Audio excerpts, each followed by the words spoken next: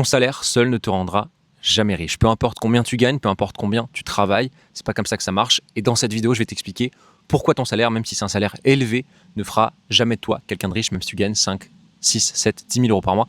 Et surtout, je vais te montrer ce qui vraiment, en finalité, construit la richesse. Si tu as l'impression de bien gagner ta vie, mais de ne jamais réussir à mettre de côté, de ne jamais vraiment avancer financièrement, c'est pas un hasard, c'est simplement mathématique et je vais te le démontrer point par point dans cette vidéo. Et je vais aussi te dire pourquoi les gens qui gagnent le plus sont souvent ceux qui ont le moins de patrimoine. Ça peut paraître contre-intuitif quand on y pense, mais on verra tout ça un peu plus loin en détail. Commençons par le commencement. Première vérité qui dérange, un salaire, c'est simplement un échange de bons procédés. Tu échanges ton temps contre de l'argent, 1 heure de ton temps contre un certain montant horaire. Le problème, c'est que ton temps, comme tout le monde, il est limité. Tu n'as que 24 heures dans une journée et tu ne peux pas travailler 40 heures par jour. Donc, ton revenu, par nature, est plafonné. Tu ne pourras jamais travailler plus que ce que tu peux réellement, que ce que le temps t'accorde. Même si tu augmentes ton taux horaire, même si tu montes en compétences, même si tu deviens cadre supérieur ou je ne sais quoi, il y aura toujours une limite. Tu vas toujours échanger du temps contre de l'argent. Et le temps, tu n'en auras pas plus que les autres, à moins bien sûr si tu prends soin de toi. Mais le but, c'est pas de travailler jusqu'à 80 ans en mauvaise santé. Ça, c'est le premier plafond, le plafond du temps. Il y a un deuxième plafond, deuxième problème encore plus vicieux. Il faut savoir que la plupart des personnes qui élèvent leur salaire élèvent également leur niveau de vie, à savoir donc plus tu gagnes, plus tu dépenses. C'est ce qu'on appelle l'inflation du train de vie. Quand tu passes de 2 à 4 000 euros par mois, tu vas rarement mettre 2 000 euros de côté. Tu vas peut-être changer de voiture, tu vas peut-être déménager dans un appartement plus grand, partir plus souvent en vacances, te faire plus de sorties au resto, etc., etc. Ton niveau de vie, finalement, va monter en même temps que ton salaire et finalement, tu te retrouveras à la fin du mois avec à peu près autant d'argent qu'avant, même parfois moins parce que tu n'auras pas fait gaffe à tes dépenses. C'est pour ça que tu vois des gens qui gagnent 5, 10, 15 000 euros par mois et qui ont toujours aucun patrimoine, aucune épargne et rien de prévu devant eux pour l'avenir. Ils ont simplement augmenté leurs revenus, mais ils ont aussi augmenté leurs dépenses en parallèle et ils courent après un niveau de vie qui monte aussi vite que leur salaire. Ils sont dans une espèce de roue de hamster de luxe, mais finalement ça reste toujours une roue de hamster dans laquelle ils ne sortent pas comme un cercle vicieux, comme un serpent qui se mord la queue. Donc voilà le point contre-intuitif dont je te parlais au début. Les gens qui gagnent le plus sont souvent ceux qui ont le moins de patrimoine parce qu'ils ont un plus gros train de vie à alimenter. Et finalement, le salaire élevé devient un piège et pas une libération comme on peut l'espérer. Troisième problème, finalement, c'est l'État. Ton salaire, c'est le revenu le plus taxé qui existe. Les charges sociales, les impôts sur les revenus, les prélèvements en tout genre. Sur chaque euro que tu vas gagner en plus, une grosse partie va directement partir pour les impôts. Et plus tu montes dans les tranches marginales d'imposition, plus tu vas en donner. Alors, c'est le système français, je dis pas que c'est bien ou mal, je dis juste que c'est comme ça que ça fonctionne. Tu travailles plus, tu gagnes plus en brut, mais tu gardes proportionnellement moins en net. Le système est fait comme ça. Le salaire, c'est un peu la vache à lait de l'État et ça, tout le monde le sait aujourd'hui. Donc, pour récapituler, ton salaire est limité par ton temps. Il est rogné par l'inflation de ton train de vie et enfin, il est lourdement taxé. Avec ces 3 plafonds, tu comprends pourquoi le salaire seul ne pourra jamais te rendre riche. Tu pourras te motiver autant que tu veux, tu pourras te discipliner autant que tu veux, autant gravir les échelons que tu veux, ça restera structurel et c'est comme ça. Alors, qu'est-ce qui rend riche finalement? La réponse tient en un mot dont j'ai déjà parlé, le patrimoine.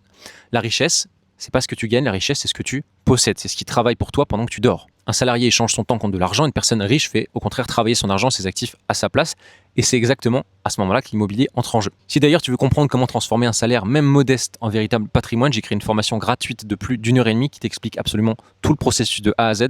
Le lien est en description sur ce, on continue. Donc pourquoi l'immobilier, c'est l'outil le plus puissant pour construire du patrimoine? Parce que l'immobilier permet d'utiliser un levier que rien d'autre ne t'offre aussi facilement, à savoir le levier, le crédit bancaire. Quand tu achètes un bien, la banque te prête de l'argent, donc tu vas investir avec l'argent de quelqu'un d'autre. Et ensuite, c'est ton locataire qui va rembourser ce crédit à ta place, mois après mois. Si tu réfléchis vraiment à ce qui se passe dans ce mécanisme, à quel point c'est puissant. Chaque mois, ton locataire paye un loyer. Ce loyer rembourse son crédit et donc chaque mois, une partie de ce bien t'appartient un peu plus sans que tu aies eu à sortir de l'argent de ta poche et sans que tu aies eu à travailler davantage. Finalement, c'est de l'épargne forcée. Et au bout de 10, 15, 20, 25 ans, le crédit est entièrement remboursé, le bien est à toi, net de dette, entièrement payé par tes locataires.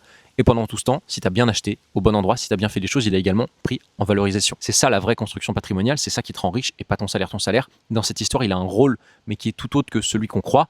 Ton salaire, il ne sert pas à te rendre riche directement, il sert à te rendre finançable. Finalement, ton salaire, c'est ta capacité, ton passeport, ton ticket d'entrée pour obtenir des crédits, du financement bancaire. C'est ce qui va rassurer la banque, c'est ce qui te permet d'avoir un bon profil bancaire et d'avoir des bonnes conditions. C'est ton point d'entrée finalement dans le jeu de l'investissement.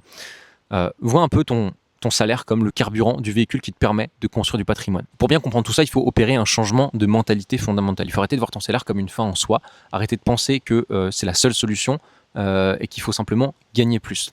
Commence dès maintenant, dès à présent, à voir ton salaire comme un outil qui te permet d'emprunter, d'investir, de construire quelque chose de plus grand, de plus long terme, qui lui va réellement grossir avec le temps et travailler pour toi en finalité.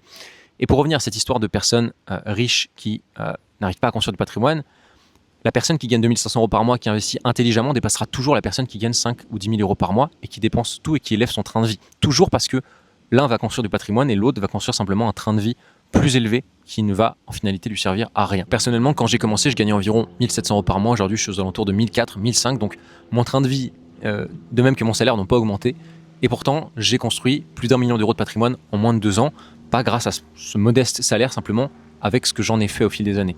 J'ai utilisé ma capacité d'emprunt, j'ai investi, j'ai fait travailler l'argent de la banque, j'ai laissé mes locataires rembourser mes crédits à ma place et j'ai construit brique par brique un patrimoine que mon salaire seul ne m'aurait jamais, mais vraiment jamais permis d'atteindre. Donc la vraie question à te poser maintenant, c'est pas combien tu gagnes, c'est qu'est-ce que tu fais avec cet argent, avec ce salaire que tu gagnes. Est-ce que tu préfères l'échanger contre un train de vie qui disparaît chaque mois, ou est-ce que tu préfères l'utiliser pour construire quelque chose qui te rendra réellement libre? Et là, je ne parle pas de devenir rentier en 2-3 ans, je parle vraiment d'être rentier, de vivre de l'immobilier dans 10, 15, 20 ans. Ton salaire, il ne te rendra jamais riche, mais ce que tu décides d'en faire avec ça peut littéralement tout changer. Si jamais tu veux qu'on regarde ensemble comment transformer ta situation actuelle en véritable patrimoine, envoie-moi un message directement sur WhatsApp. On pourra regarder ensemble ta situation, voir tes problématiques et voir si je peux t'aider et comment je peux t'aider au mieux.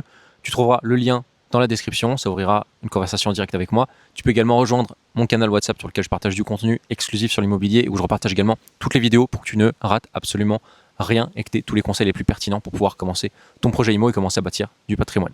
Sur ce, je te souhaite de passer une très bonne journée. On se dit à la prochaine.